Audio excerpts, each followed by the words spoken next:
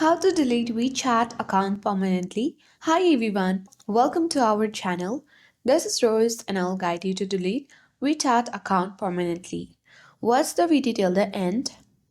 And without further ado, let's begin. Launch WeChat application on your device and sign in to your account. Navigate to Me button or icon at bottom right corner of your screen and select Settings. Now navigate to Account Security and then tap on WeChat Security Center.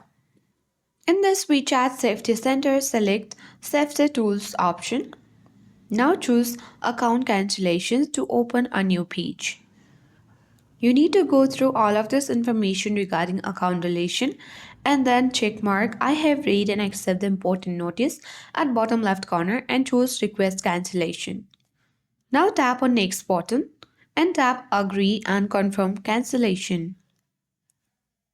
And the cancellation request has been already completed.